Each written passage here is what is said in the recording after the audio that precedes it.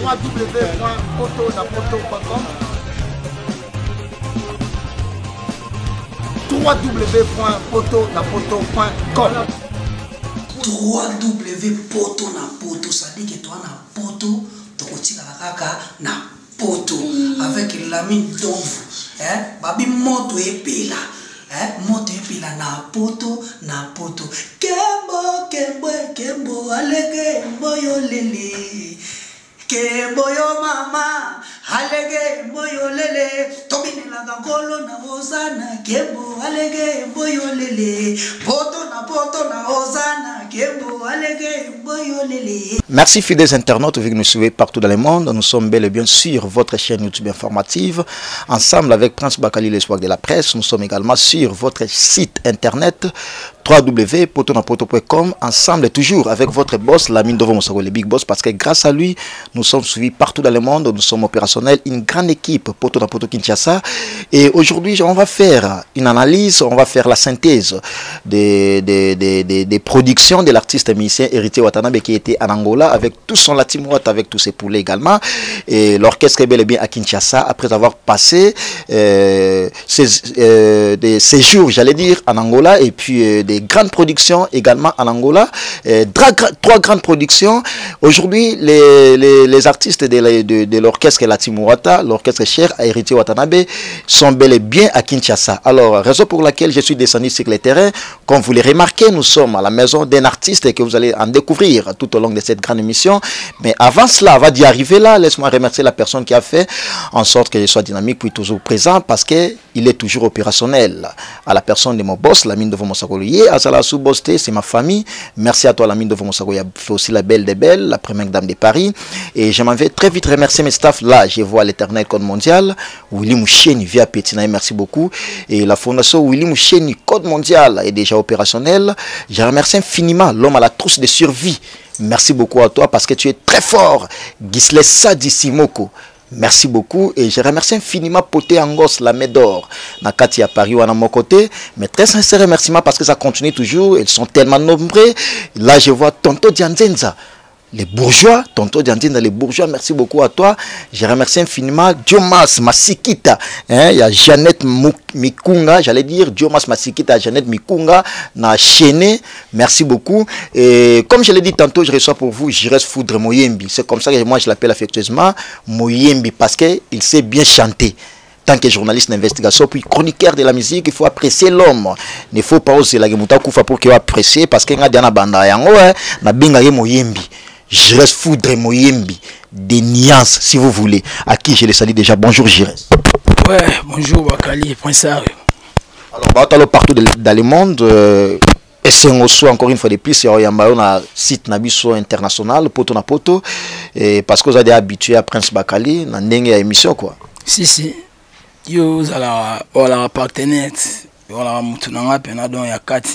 et voilà pourquoi donc on peut monter les bossons à parler aux news déjà par rapport à voyage na biso place tout ça maramba voilà on a peine pesi bambote pena pona za ingrate na batutu ba Hollanda biso ba occasion ba Hollanda biso bambote na bino trop to linga bino mingi orchestre na bino la Timoata et à Totori na moto na tembe mon boss que je sali alors la chapeau Totori na Zambie na bango pour ya yemba rapé na za ba leader monte ki ndenga yemba na disque na conseil comme élément même so ayemba boy ayemba bon et auto ba leader msubala bo ayemba na studio danger maintenant comme live boy akomolo bon ba petit ba côté là et on a intel te goga yemba wana ana bataka me yemo wa yemba wana no yembi dans bino tombozo bo pesa so gumu susu la Timoata na pesi mokonzi na mbote Totori na place ça.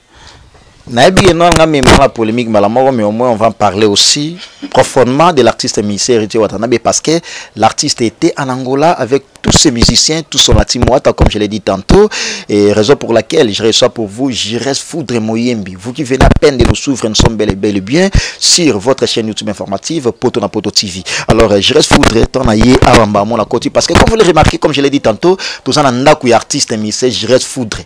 un artiste qui évolue parmi les autres au sein du groupe. La Team Watt Orchestre Cher à Héritier Watanabe. Comme vous le remarquez, nous sommes bel et bien dans sa maison. Alors, tant à y parler à la Kamwe, na moni santé, au Angola, c'est un pays africain, mais na moni standing. Côté santé, d'abord, on n'en parle pas. Ouais, pour ça, yo. Tolé na mboka, wana mabele nanga. Luanda miala mabele nanga eza mboka ya mère nanga yi. Tozala ki wana, toye omoni kaka. On peut pas voyager, il faut benda molo mobo. Toi en Afrique, mais parce que la collection a été 2010 au dévancé déjà 2019. Yebi ngana mutation taibo na lobela mambo elambate biso to ça propre. Surtout ba saperté pour tous les gars na TV to lobela raquette to lobela elamba pour to lata non ko to lata cité yebi na ko to lata cité pour to lata to zo la ko lata biso. Donc voilà quoi, faut à la propre nzambalinga salité te le bana beki amuya donc nzambalinga salité te nzambalinga à la propre pour moi je m'appelle so ba proche na lo ba beki amuya yana comme tu l'as dit azape so talibo santique standing ya ba américain comme vous le voyez là il est là beki amuya je vous signale déjà il est là asa toujours à côté à Jires Foudre Moembi. Alors tout côté malalement en actualité Jires Foudre Moembi bozala qui absent dira 2 semaines si je ne me trompe pas. 3 grandes productions en Angola, 3 semaines, j'allais dire, merci pour la rectification. 3 semaines en Angola, voilà, vraiment absent du pays, de la capitale de Kinshasa. Absence est vraiment remarquable. 3 grandes productions en niveau Angola, public congolais, bah manquait bino à trop. C'est la synthèse, il y a production en Angola et c'est pas ça indé. Ouais, c'était bien passé, la production, l'équipe, il y a qui toko, premier concert en Abusela qui est Atlantico. Ça, là, tout le monde est là, trop, tout le monde est moins trop. Tout le monde est moins trop. Bagno, là, c'est pas banane. Bita ba production, moi, on a boyé, ba louer ça pour la répétition. On a premier voyage, on a premier Angola, pas au 4e. Tu beti, na disque moko, tu beti 3 Atlantico. Dans la disque, moi, tu beti 3, tout ça, on a 3 fois. Tu beti 4 voyages à Angola. N'est-ce pas une année? N'est-ce pas c'est une année. Donc, ils ont la façon de mémoire, on est dans moi, tout ça, on analyse autrement, dans la salle mythique, tout ça, le roi, Zénith, Olympe de Paris, Afrique. Bon, béton, le roi 4 fois. 4 fois. Et sur le temps, je me suis dit, on faut peut-être sur 3 disques, 2 disques. Tu es bien, orchestre, c'est bêta, bon, pour toi, tu es bon des bandits. Musique, on a Congo, bisou, le bisou, tout ça, donc, tu as un bakulu, tout basalango, le paysan, tu as un bisou. On comprend, tout le monde a un rythme, bon, il faut pas disque, moi, belé, avant bêta, salle, moi, mon nez. Mais surtout, béton, espace à une année de Tcholoba. Tu bêtis déjà 3 fois Atlantico. Et puis, Atlantico, on a un ningénin. Bah il mange ça biso to bomba raté to bombe place mo boité rido na simateo place mo boy batsa rien biso batunde baso sekele devant batu ça dit moto likola moto to beti bandula danger to bandaki d'Atlantico to beti Atlantico après Atlantico to yaki mabor to ki na mabor na mabele ya Fania Lopez ba côté ya ba Ojaenda wana Fania Lopez que je salue. Ya ba Toussaint Boukassa to beta ki mabor wana na biso ezali tombe to beta ngoti never izalate après to ki na malembe après Atlantico après intervalle à combien de jours pour beta mabor une semaine to beti na ba espace ba une semaine to beti après une semaine to beti concert on comprend. Donc c'était terrible ba Angola ba sepela ba arrive vraiment satisfait ba ki belé na mabor wana to beti to bandi 22h ti 9h to bimi na mabor wana ezala ki endombi ya nyama et to beta c'était sur les plats ya air wana ya timing bo bandi 22h jusqu'à 9h du matin. Pourquoi production en ndengana depuis que l'Angola a été Angola, moi personnellement tant que chroniqueur de la musique parce que journaliste c'était un historien du présent aussi également. Alors Jires Foudre personnellement depuis la production Angola ba musicien congolais il y a pas un musicien peut-être bino boyebi mais nga personnellement na habité depuis Angola banda ke misa banda de 18h ou soit 20h ti tongo et beta manan bongo te mais bosa premier orchestre bo beta production ya bongo de 22h jusqu'à 9h du matin et ça par demande ya public ou bino mo bozala vraiment très dynamique pour que bo prouver que Angola a tout bokina avec décision. Bon mabon wana to beta ngo déjà de 22h à 6h. Tout qui tape un podium 6h. 6h coûte 7h. Tout béton date de 22h à 7h. Bon, tant que yaki, tellement tout béton au bon. Puis une nouvelle énergie. biso photo là ça public qui biso to za nouvelle énergie to ba énergie sika to za ba côté biso non ton unité biso to ba jeune espoir de la jeunesse ezan de biso on comprend donc totori naza leader o ezaki anon na souffle belé a leader motako yemba pour katani to ba misene ba yembi ba katani o de 22h à 5h bolembi bo mo ba société tala podium mona na 9h tala énergie ezan na ba musicien tala podium mona énergie za pas leader ba animateur ba danseuse si mana biso au centre biso tout aux ara loin est bandira concert 9h wana mais tout bandé depuis 22h donc nouvelle énergie souffle ça pendant moi belé ana on likamba okamwate on na ko loba skisi na biso to secret na biso obeta ti ba air wana eza mingi wana eza énergie o biso to nango donc énergie ça no ebelé souffle beto robeta ba to beta bandu le misope 4 jours to beta to beti là to beti lobi donc souffle ani eza nanu to BCT ils allont pas na biso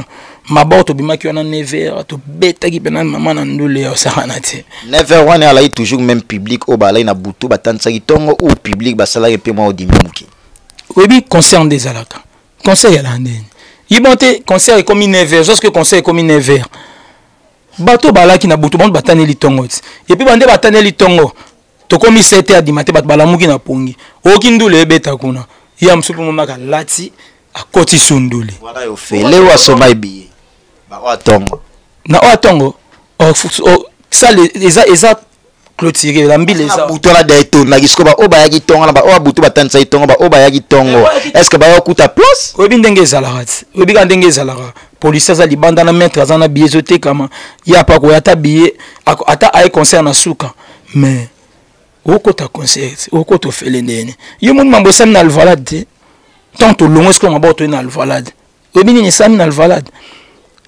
ba biye mati on a troisième production biye mati biye komi 10 000 vepe komi 10 000 là qui 7 000 francs 7 000 kwanza et comme tina 10 000 kwanza mais bato ba okota kaka bien normal là qui 3 000 et comme on a 5 000 mais bato ba okota kaka plein à craquer piscine etikali piscine ba beta na balvala douana ba bimisa ba CD na bango ba tsana ba TV total alvala na bona ya biso otala tena comment na yo to ki no malembe parce qu'on parle qui est de l'artiste musicien héritier Watanabe mais c'est les chanteurs c'est comme ça que moi je l'appelle affectueusement wana troisième production na ya Alvalade wana nazoki fuite moko les mêmes jours mutuma benga ngana ngola bi Prince Bakali concert wa tes annulé qu'est-ce qui s'est passé au juste au soleil sur désert d'Itabo et production ils étaient public vraiment un peu moins fatiga ba bino production et Rosalate qu'est-ce qui s'est passé wana ezaki problème mo technique ezaki problème te bon peut-être bato mokinde ba interpréter mama bango mais ezaki problème technique instrument ça qui moi moni bato te ba baleka trop à partir il y a table à mixer place là qui ingénieur bato bambouya qui mo trop basinga mo et c'est détaché qui on a c'est qui balandela ngo et puis tu as besoin d'un concert normal tu beta gindo les dons peuple angolais a CP là qui a au Saranati et azaki m'a satisfait pour même Alvalade un peu to bima 4 hectares to 6 presque 5 heures to bande de 22h à 5h to vedendule bat tara ba boîte kuna biso to ata 9h wana ba boîte c'est ça là qui ba boîte ça pour wana ba to ba ke ba boîte pour to ti ba ti ambiance ngo bongo te to tanga la mabele Angola to benga ngo ngana benga net ngana benga ngo pays cofondateur ya orchestre ya biso parce qu'Angola ba soutenir biso moi trop dès le début ya makambo on comprendre donc to zala ki wana pe na poto pesa bango toujours ba sentiment bon ba o ba lingaka depuis retirade bima première fois ba savourer pena ki retirade na bango ki en live yango et na voyage de signer to pesa pena makambo parce que to ya kaka to betela on peut retirade na début à retirade oui bit to beta pas Atlantique on a troisième voyage na biso to beta pas Atlantique on a craqué bato ba ça ba crise na tout en noir tout au peso tout ça la mara ne se bat bazo mat mama ke fia mat ça kanga me piqué crise na podium Alors, comme c'est un musicien, c'est pas un animateur, on va bien découvrir cet artiste musicien en chantant. Mais au moins, avant d'y arriver là, laisse-moi remercier parce que Azamasa Pemenaninga France, la française, Negate Nebaza. Merci beaucoup, Almeida Mambeke. Merci ma fille.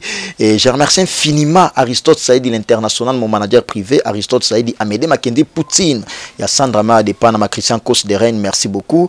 Et merci infiniment à toi, Gisle Saïdi Simoko, l'homme à la trousse de survie. Merci beaucoup, tonton Djandzenza, les bourgeois. Et merci également à toi, Jomas Masikita. Il y a Jeannette Mikunga. Merci beaucoup parce que Bango Bajana Nenge a Chené Gani. Toujours on a François, merci beaucoup.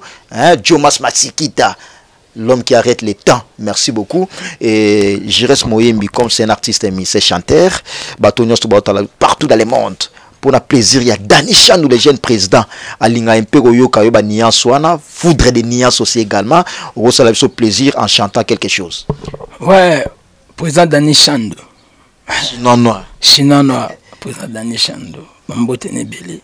Ouais, on a un plaisir. Venanga Roga Messilia là en Italie. Moutbala ya se on a nana. Non, Osho. Izapona ye.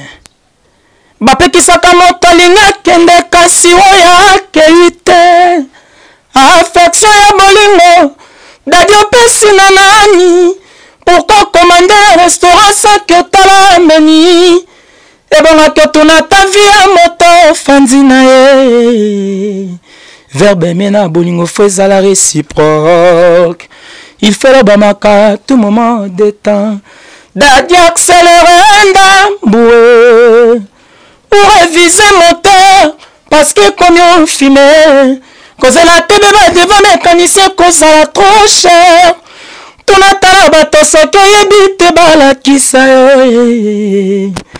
kati kimbernie ezalaka mabe tolérance esungaka na faux pas Laetitia Ntita mwana Londres venanga Ange Kilunda mikolo nazana bienvenue Vangansele Prince Bakali bienvenue Vangansele Ange Kilunda babi Dion et sa mystique et mon vieux de nos soidiers et Lili Nzambe ya harmonie cassette fa parfait maman sociale maman mora solara bien na baleki na e na banana e venanga de nos soidiers vraiment naza toujours na yo tozo koba kaka passant passif parce qu'il pensait bien passable sans penser cette façon de penser me rappelle chaque fois bolingo na yo ya tembu oezokisanga ye po tezotumba mo chaque fois nakota palais lokola motabela maladi ya soni mbele osekisinga leki kute ya malemba na mino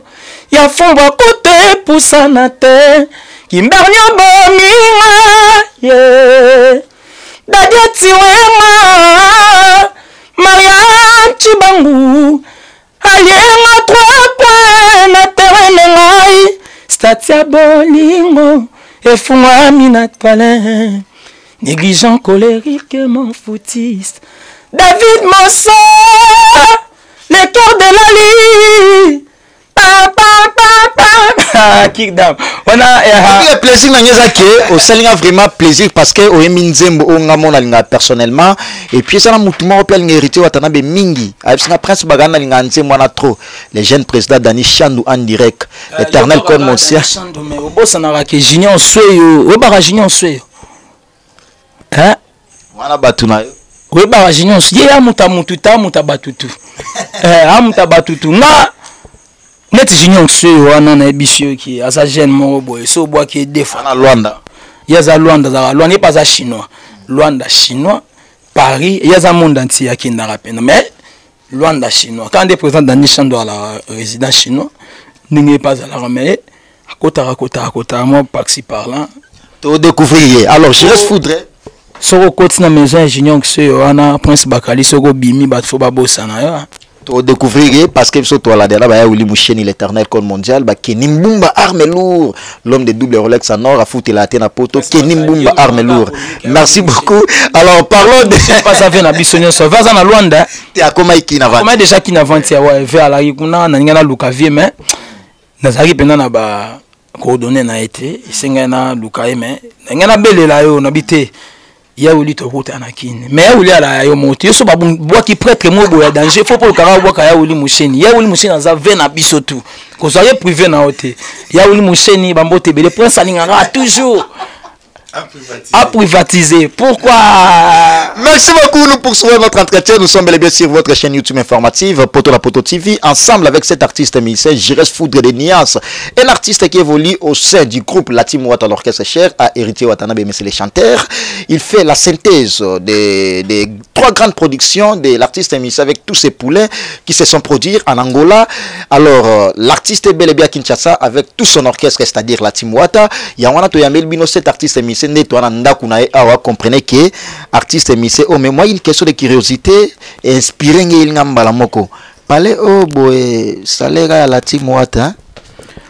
Ah mais oui nazala na travailler na team nozo marambo puis mambo ta place kubasa dilanga kubadilanga ya bongo eza bongo te beke amuya ya abike no héritier batoto to kota na interprétation batumsundi balobaka non ani na mome ba mise na eso ebandeni mais na ye parler no awa pour la première fois na mona parler na sentiment que non quand même parler yo ebit ninge yakini miko to ba yo ebona venanga champion valo mtamisa idéologie partir à Luanda yo ebit so sunga pe parler quand même bato pe ba comprendre que notre loba pas di kokalanga moni être te ka secrétaire eza kwa na biso ebigara mais yo senti que ngala wolo belate yo mo moni et puis toi likolo toi na sete ebige toi likolo voisin to taba voisin ninga likolo na ndenga likolo do bana toto baza bena complet ça complet blague on a la team Ouatta oui na la team Ouatta après voyage à Angola ou avant boki na Angola dia parler o ezala ezala déjà ngande na zaboye na kini na se stalinde tango la team bandi ngana vanda na Kinshasa te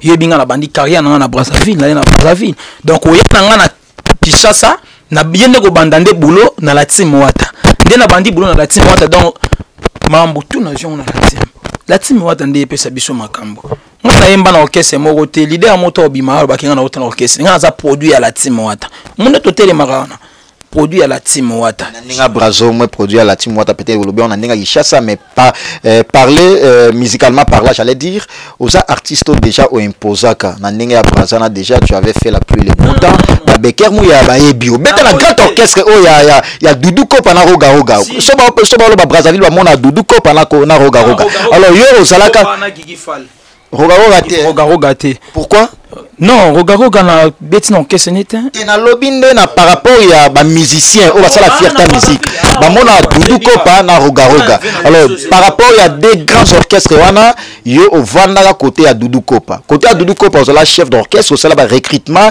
ya ba artiste musicien et belé d'ailleurs c'est une information je vous informe déjà que lui il était chef d'orchestre au sein du groupe l'orchestre cher à Doudou Kopa à Brazzaville c'est un artiste qui n'est plus à présenter na ndenge ya ba Brazzaville wana déjà mais na ndenge ya ba Latim Ouatta binone banda makambo fidélité wana jusqu'à lelo ezo continuer kako ke ba voyage belé ti lelo ozaka ko monde ba départ ya ba mise belé ba pas belé ba o ba kimba za suega moko mais au moni arrivé ya ba musicien aussi ba grand artiste musicien o ba uta ba maison mais ba te belé ba lobela yango Jires ne ba mise belé ba ye wana et en même temps za voix moko na arnaqué Jires a olongwa et comme la yo message wana oui message on est comme langa yo mopota kanga yo polela mais mona mai ndenge nini na kaye boyo bona isa ko ki ngana za foudre ngana za et endroit ya orchestre wana ngande na za boyo na za la team mais ocha yandwa na te yandwa ne luka ba makambu ex sociétaire ya unye musika maison mère la personne d'héritier Watanabe anomi benga pe yandwa ba mise belé et créa ba banga polémique pourquoi créer polémique. Oui, pourquoi créer la polémique? Pourquoi? Pour na ibangi sa bato. Mutu sa bangi kombo po et alors on a qui va bien ministre d'état. Ah mais ça confirmé tala ki les États-Unis, ça ministre na d'état. Teza kombo na ye. Eza kombo na ye ministre d'état o amipesa. Ndenga na mibenga et endroit ya za ministre d'état. Eza te pas qu'en États-Unis. Baya bakuta biso to yamba bango.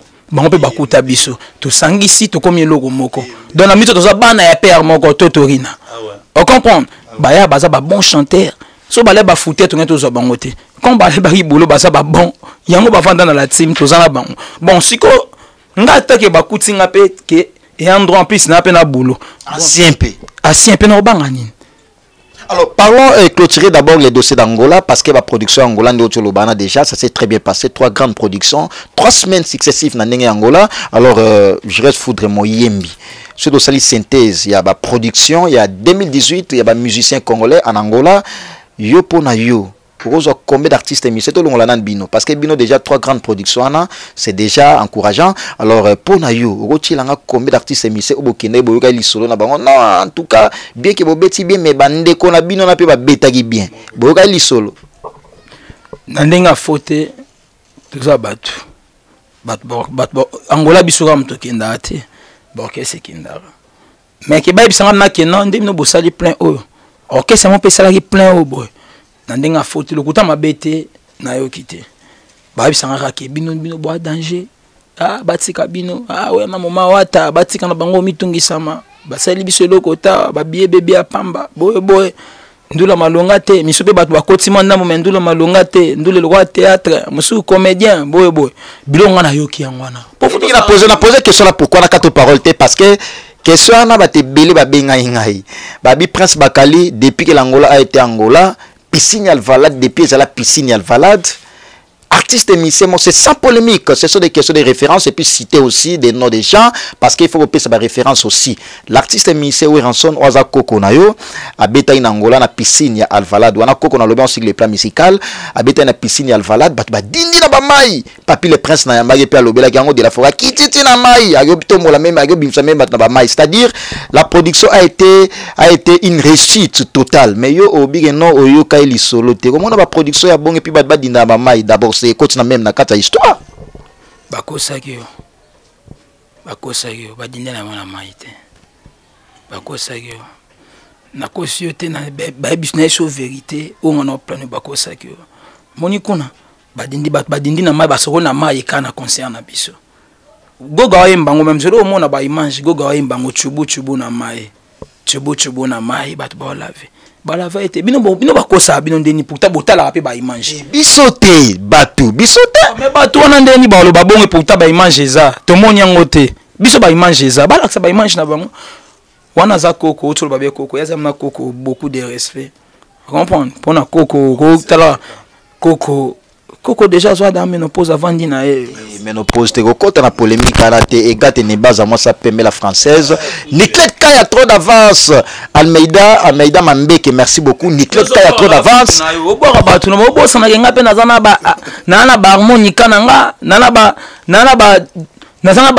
ba patu kiama nanga lumière alemba obi lumière alemba patu kiama bonde ba témoin ka ya ba Alvalade wana avant na ina Alvalade ba zo tala siko podium munene wana atali ndenge emelaki batu wana ba Hervé Muzinga ba loba mais comment héritier donc héritier pena zapena azapena flambeau ya jeunesse pour to ba confirmer kango nde na yemba pena ye so kutalia kelo kokokina mongongo na ye ba mekisaka liwana pongite prince Bakali mais le baloba sala rien héritier gouti flambeau ya jeunesse Nzambe soki watate nani akobinisa Afrika wana vokala nani Nzambe soki goga te nani akobinisa Congo Basijas voudre webi elo wana ola musinga muke mais non sepela bandela yango parce que moi j'aime bien quand l'artiste chante à émerveiller ngai mais au moins na sepene lokango elo wana yo bungu na wemba voka na moto wani sana prochain album où ezaka na kata retira biloko koya ezebele ya yote bandela nga on a confirmé que ça omoni nga na banga te bayiba na banga ote bayiba non c'est bayiba image ça yango to se miso ya wana ya belemi kombo na ye nani ya wana ya belemi kombo na ye watana begoga ya zingami na banjelu oya babebe mobalia piko pe ya bonya ye wana Gucci papa na Tiana papa na DX J'irai Foudre, nous poursuivons notre entretien. Et mais nazananga na mbongo te bango baza kobenganga patron nazananga kitoko te ba chéri baza kobenganga boga ale simba mama na nzoto Melisa bebe libele pesa papa likemba Nzamba sala nyama na nelebeli na embwa utabame pourquoi yo boy koyoka kolela niance Yanga j'irai se foudre, Nasina Yemba, Balibané. Mon oiseau, pourquoi tu es parti sans me dire au revoir? Je suis tombé, je suis déçu, maman de Galelaka, kyo, niao. Voilà le bicolo. Wa biloko ya. Baiba, so baibi. Ngana Yemba sumususu, ngana Yemba te po bomba. Merci beaucoup, Luis Gires Foudre Moyembi. Boire te po batu baiba na banga te na Yemba oyibino. Po eloko neti mutu nango na oka kyango pa mission mo bwa yembi. Mabe. Wa misana. Na tanga kombo je pona pese makambo maibi wa Yemba kyango. Boka ba disque na bango. Vocal so kyango oka débit o mission mo Yembi ngo mais ya on sans épargne. Luis Gires Foudre Moyembi, un artiste qui évolue bel et bien à côté d'Héritier Watanabe, mais c'est les chanteurs, un artiste qui est au sein du groupe Latimouat Orchestre Cher à Héritier Watanabe, mais c'est les chanteurs. Alors nous poursuivons notre entretien comme la télé c'est l'État, mais tout le monde était déjà vers la fin de cet grand entretien avec cet artiste musicien chanteur. Un chanteur que moi personnellement je l'apprécie parce qu'il fait du bon boulot. Merci beaucoup. Alors Gires Foudre Moyembi, Koyo Kayo. Et Melinayo, la fois passée, je t'avais dit que aux anaba timbre, aux anaba nias, il y a fait rigoler chez des nias, mais il y a des grandes filles comme ça, bah tantine aussi, hein, si vous voulez, bah ça n'a Belgique quoi à la personne de Sylvie Mapoli de dire moi si à Pembe, puis Sylvie Balingi, hein, pardon, j'allais dire l'ici Balingi l'international, l'ici Balingi. Est-ce que Prince Bakali, koyo ke yembeli ya Gires Foudre Moyembi, ala na ba nias ya Bogis Bompemba. Est-ce que est bien? Yo am toyela ngaba mais bon mutuna mutayo ki na ndenge ne litsena lito ina epe to roza to robo yango te ya yo ki ngapa temso na tembo avec Bogis c'est un grand chanteur bon ngana ebiki na imbara ndenga na imbara vona ngale utapa nzambe bon ya yo ki ngalo wa Bogis to ko kana pena batembo po biso to tala raba vie so tali avec Bogis po yo ka bon pe au senti que ba kombo to tanga na imbalo wa bango au senti que to na ba ligne moko to ko ba vie des baba fait rigola pa wemba fait rigola pa wemba ba des baba ba grand fait rigola grand o me pa yoka ba papa wemba na ba ve des baba ve yoka gete tenga na yoka gete na yoka ba ve nga yoka ba papa wemba o ninyo sali ngai o pangisi ngai umana misabato divine pasinanga na lembo batotu bakamwenga oyo ninyo sali ngai obimisi ngai umana misabato abekeri pasi nanga na lwendo batotu bangweninga. Par là, je m'en vais très vite te poser une question. Nakomana, au moins, idole n'est pas à la sur le plan musical. Ngama idole nanga isa ve beaucoup. Idole nanga pena papa Wemba paix à son âme, grand prêtre. Na yoka papa Wemba trop. Na comment mission pour na vivre. Après wana na yoka na wenge. Wenge siko na ndo yoka Verigola. Oh wenge na ndo yoka VJB o. Mais il peut aller là-bas. Ngana yabi moment na te poni o kangamara kuna.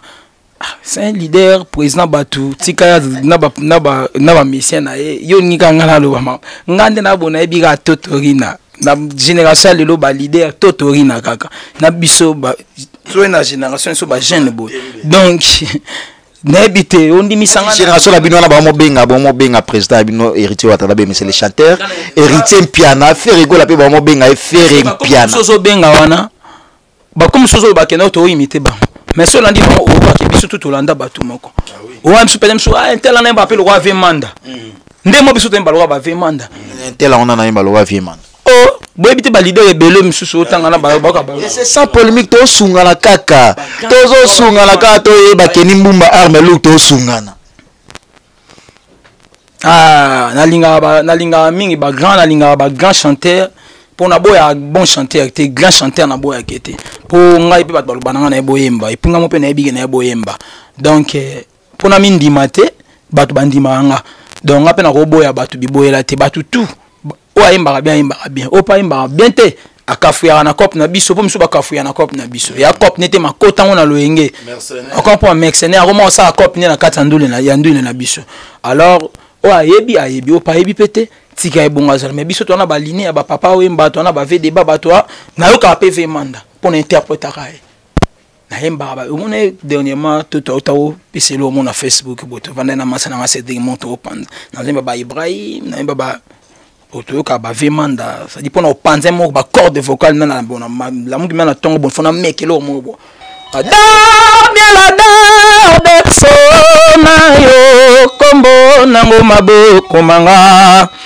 nasina kufana maya kosongisela ngai bomo ite liwananga naluli yango o eleki bomo ina sukali wavemanda. Là c'est fantastique, lui il s'appelle Jirès Foudre Moyembi, l'unique à son genre, un artiste qui évolue bel et bien à côté d'Héritier Watanabe, mais c'est les chanteurs. Merci également, ça c'était pour le plaisir de DJ HB, professeur de la musique, Henri Boketu. DJ HB, professeur de la musique, Henri Boketu. Là c'était pour ton plaisir, mais au moins, artiste et musicien, plein de talent. Franchement, personnellement, je suis persuadé na koyemba na yo, mais trop silencieux.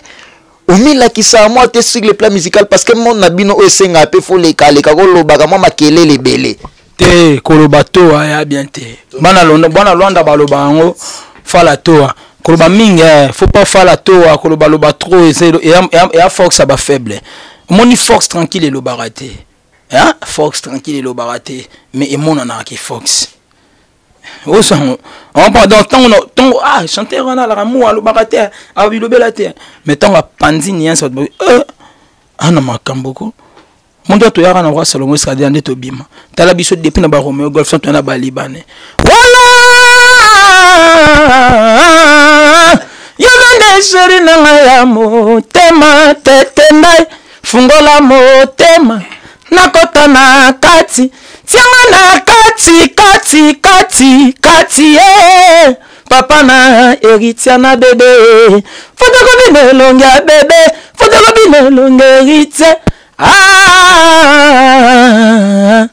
petite moi chose efface à comme bien à contre-temps petite moi chose efface à comme bien à contre-temps et marchandise qui tina moins cher facture comme na shaba koba balibane bazobeta bawarape bazobeta donc tout le monde a mon bête pour manger ce qui tina moins cher donc toi ya bongo to yeli susu amona ezalaka yo roi Salomon Escadela yanga Karine papa na Gloria yanga na yo tolata lopete na mosapi symbole ya mariage tozaloka la dana Eva na jardin d'Eden yanga no tokoka bona jamais jamais samingo mani bilenga bolingo love champion ambassadeur papa na Yves PDG Raoul Itoile Globizara ya Shakiki. Oui, parce que Chana, moi personnellement, côté ba vocaux nango, bino nyos tu boimba bien. Mais moi exception, au même pena même mukolo Chana, habité so abenga pour qu'il félicite on a vocal wana osala. Je crois bien batulora ba Kenny Mbumba ba contredire ngaite, ba lisi ba lingi l'international ba Mimi Kamalandwa na kata Belgique ba contredire ngaite, ba Yamulex, Patrick Moulele les beaux. Les plus beaux, Patrick Moulele Yamoulex, la mine de Vomosogoli a Flossi la belle des belles, la première dame de Paris, la plus belle, Flossi la belle des belles, la magnifique, la spéciale, la bourgeoise, Valérie Kachunga, ma grande sœur propre, merci beaucoup. La magnifique, la spéciale, la bourgeoise, Valérie Kachunga, l'éternel code mondial, les seuls et l'unique code Yamboka, Yaouli Moucheni, Yoka Contour, Yaba patron.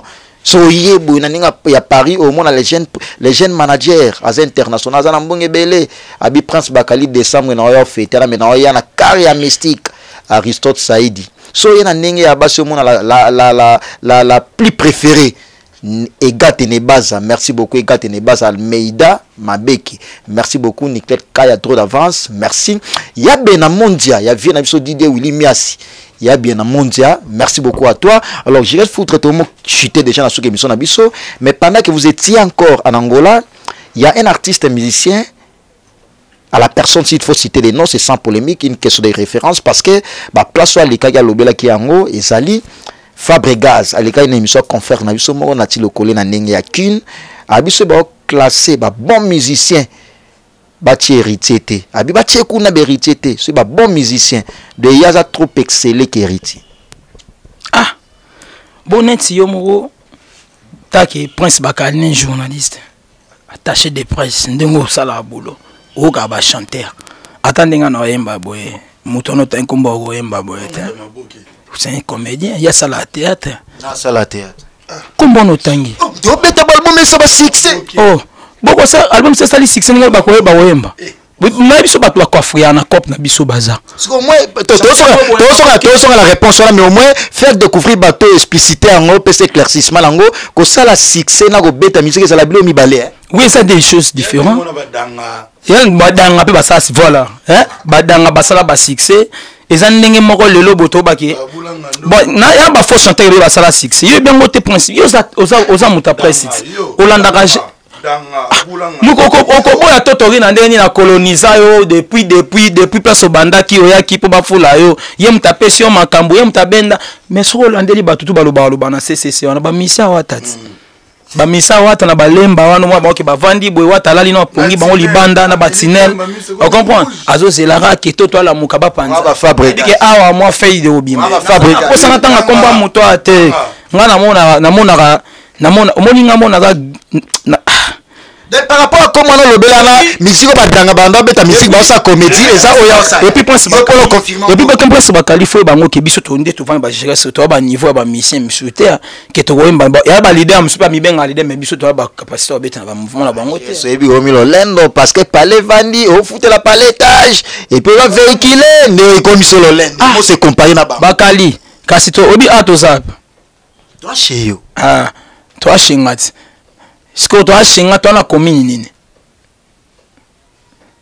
dans la commune intellectuelle il y a ba maître aussi également commune pe ya batalar ya bana poto pe matete dans la commune avait dingo za mabele nanga on peut à Fabregas keba ya on a lobi no ba mise bele ba vanda pe na commune o banda sko ke tamba o etala bango ba mise ya bango bo okuta bango na ba chez les parents ngana chez les parents na pe mona chez biso ça peut quelque part mais ngana na bango te okuta ngana za na shenga bref tu comprends par rapport ya zo tanga ba mise na bango ba na ba bébé na ba pale ba beti ba chant kando ri bango ba beti ba chant bongo ero na gondo chez bango oh non biso o esa vérité non ça c'est chaud bango basa na ba rien so na lekyo na so na pousse un peu son baza fe wakima ponga na okabala yanke afula nga bango ba okaba rien bana ngo te ba okaba ngana okabala na rozo attaque na rozo attaque di yanke na koti bona palais ça fait na kato parole te que soit né au s'échapper ngai ba te belé na ninga la ti mwata ba ma benga yo héritier wata c'est-à-dire quoi quand l'artiste était au sein du groupe Wingum Skamesommer ando ça ba biloko wana ando ça ba prise en charge ma belé ko kaba mais na ninga la timba au sentiment non moi do wana pe ezo yela yo mais ngana biso nga za medine héritier wata na beti na biso nga za medine wata nga ma za fan héritier donc idole ya wata nga wata c'est mon idole à part que leader ça flatterie te ba flatter leader te pas leader nga na yemba wana ye leader nga na zala wana ya pesa nga makambu je reste kanga kwa wana zala wana je reste ma yemba partout yemta pesa yemta sala nga na zala ona zalelo on comprend je reste au mi frère za idole ya goga photo landa tongo landa mutu fo landa mutu oza oya bien oya salaka koza ya mabete mais oya bien do ba bien na otu na mona ka salaka bien azala social aza respect a respectera batu apesa batu valeur aidara bata sunga batu ngape na zorelo ko na lana siko ba mission zotanga na obo héritier te obo ya ndenge nini zéro concert là c'est comprenez que nous sommes en direct Becker Mouyaya il est toujours ensemble il assiste l'émission toujours à côté de Jires Foudre Moyembi lui il est toujours proche à lui alors nous sommes arrivés pratiquement à la fin de cette grande émission mais on va pas clôturer ça comme ça j'allais dire ça pour autant donner la parole à mon invité parce que nous sommes très bien accueillis chez Jires Foudre Moyembi un artiste qui évolue bel et bien à côté d'Héritier Watanabe mais c'est le chanteur la Pulga Totorina mais moi personnellement et je l'appelle affectueusement mais c'est le chanteur. Merci beaucoup parce que Prince Bakali na sala d'émission moko éducative, ce ne sont pas des émissions et pas polémique, il y a pas à pamba. S'il faut citer des noms des gens, ce sont des questions de référence pour que vous ayez une idée par rapport à la question. Alors la mine de vos Moussakoli, grâce à toi, nous sommes opérationnels puis dynamiques. L'éternel code mondial, le seul et l'unique code Yamboka ya Willy Moucheni. Bon séjour à Kinshasa. Patrick Mouleleya Moulex, Kalatote Nakata Mabele, Kenim Bumba Arme Lourd, l'homme de double Rolex en or, Kalatote Nakata Mabele, le jeune président Dani Chando Chandu Egate Nebaza. Merci beaucoup la française. Moi aussi à tatouage à Pembe. Tatouage à la Pembe mais yaza pena yango. Keba na tatouage à Pembe. Alors Tomi pratiquement la souke émission Nabiso, le président Dani Chandu Talayo, puis ya Willy Moucheni l'éternel code mondial Azotalayo. Le plaisir a été pour moi de te recevoir. Bien également bien que tout ça nanda kunayo et par rapport à émission Nino Lobalelo et puis ba programme ya mouvement. Ouais, programme en mouvement, tout ça pena to ekin to komeka lo, to komeka avant-hier. To pe mi moké semaine prochaine ba porte-parole ba les gars déjà na ba média ba chargé il y a média bazarana comme ba mon directeur Dadi Mola, il y a pour le marketing et puis Francis Diba ba les gars ba PC là déjà programme. Mais dans saluer venangai dans saluer ba yangai quoi. Ouais, vas-y. Mbote na les grands boss des boss Nixon il est il y a la bon hein Nixon Léa, il y a fait dans joli mbay. Nixon Léa boss des boss et puis venanga Kashito di Lolo, il y a Benalemba, mère Benalemba mbote pas ça. Alain Songo di à Weston, Blaise Kudia Matadi mon aninov, Kudia kubanza Matadi kena vingi nange. Sans oublier Marius de Bruxelles, Lazara na Bruxelles. Ba Patricien de la fille de Lix. Banadège Matomona. Ba Sylvie Mapoli à Belgique. Peggy qui va pe Nicolas Rome à Paris. Peggy qui a des longues jambes. Peggy qui waskin. Sans oublier Iguette Mendake de Paris. Iguette Mendake puis Glody Zara, ya Shakiki. Mère na biso abote la biso bena bébé. Bambote belé place ça. Nadia Kay maman na Perla. Bambote belé place aux Nadine Kay et sans oublier Atose Mokonzabaka Junior Xue Kandeto Solo Laki Patou Kiama Lumière Alemba Hervé Muzinga les boss des boss les Eric Nzinga Congolaise ndeye oh te na Congolaise Eric Nzinga comprendre Eric Nzinga venanga la pesa Bambote belé et puis Fania Lopez et Bukasa, et Lopez, Yaba Toussaint, mon vieux Blaise, mon vieux Rogan Missile italien, on a bien italien, Mikolo, pour Yaza venant à Katsaba. Rogan Missile, il y a Missile. Il y a Missile, il y a Rogan Missile, il y a prêtre ici, gros. Il y a combat musicien. Il y a combat musicien. Comme Aza Rogan, il peut s'appeler, Aza peut non on a Missile. Voilà. Alain Songo dit à Winston, puis Azalarawana, et puis Becker Mouya, Nazana et Awa.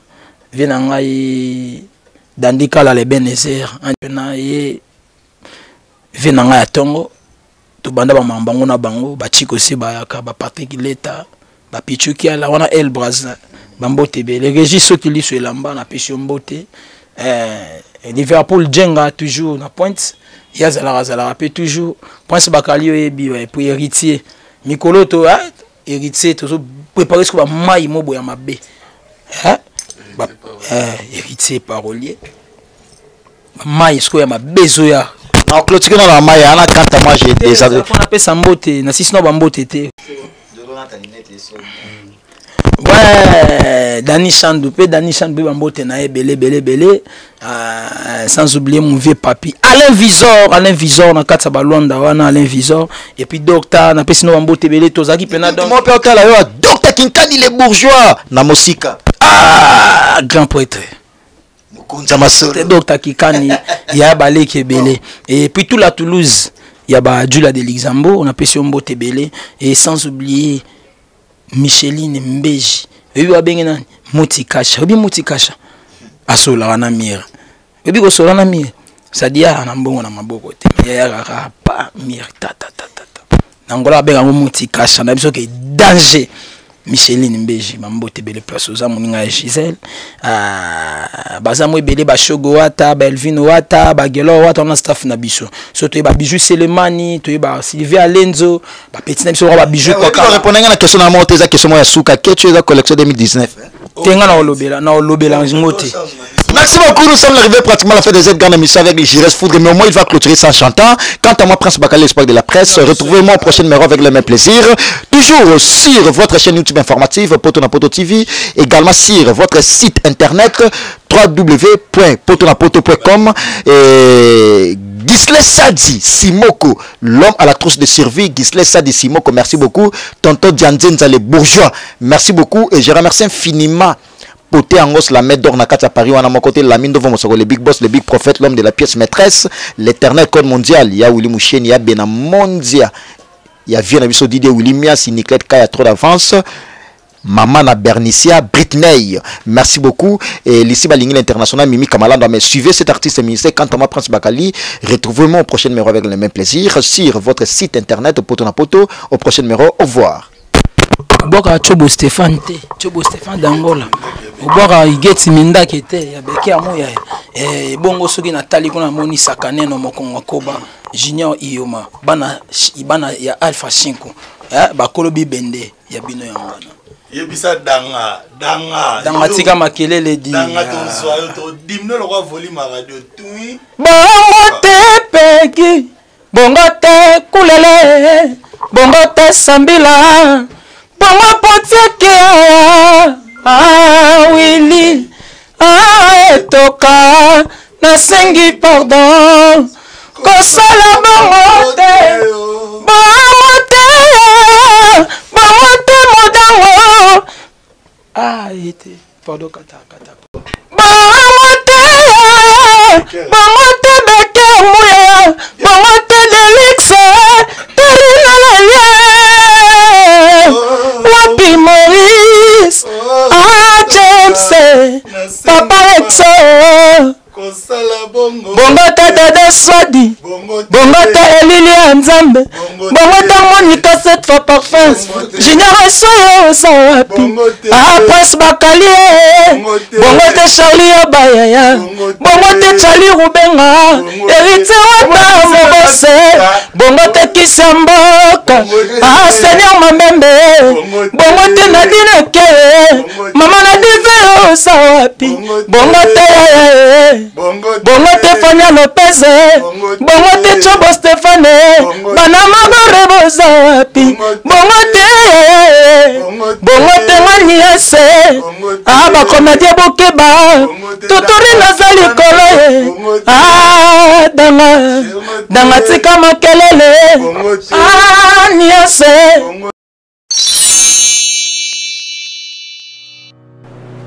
Je m'appelle Cynthia Kams et je viens de vous parler de la part de Sepela TV. Sepela TV est un décodeur qui a Mboka partout où vous avez Congolais de la diaspora au Somba Sepela TV. Et ça ma chaîne Nia Congo P.A. Congolais. Que ce soit RTGA, que ce soit RTNC, que ce soit P1 TV, aussi Bundes Images, Genesis, Press Play. Donc ma chaîne est appelée il y a Congolais P.A. Congo. Batebele babenga biso du nord au sud, de l'est à ouest, babenga biso babozone sa promotion il y a 115 livres et 6 mois d'abonnement gratuit. To vandi, tu dis mais c'est la promotion, vous savez quoi, tellement de clientèle et puis souci à ces plates et ça va client là bango babi non, to zonge la promotion à 115 livres et 6 mois d'abonnement gratuit. Cette fois-ci, juste pour vous dire que dans le stock tout ça est belleté, mais ça sera limité, c'est vraiment limité. Vous allez beller beau benga pour y consommer des décodeurs à Sepela TV. Bah maman, et ce qu'on a vu nos pays pour filmer que ça sort en lingala en français et en anglais. Bah film en Nigeria, il y a des Congolais, des Africains, vraiment comme ça les ans la kati. Bah papa, tout cas si binopé, tout télébino, chaîne il y a sport na kati donc football 24 heures sur 24. Aussi pour les enfants, bien sûr, on a pensé à vous. Vous avez aussi les chaînes des enfants, que ce soit en anglais et en français, et ça pour la Nakati.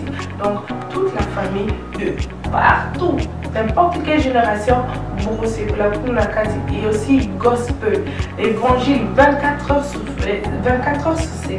Pour la minute, beaucoup ça peut minute, mais contactez-nous dès aujourd'hui, dès maintenant. Quand on est besoin de vous avez un numéro, votre team de la biso, pas coordonner la bino et puis biso peut être team de la bino, Sepela TV. Donc qu'est-ce qu'on fait? Acheter Sepela TV.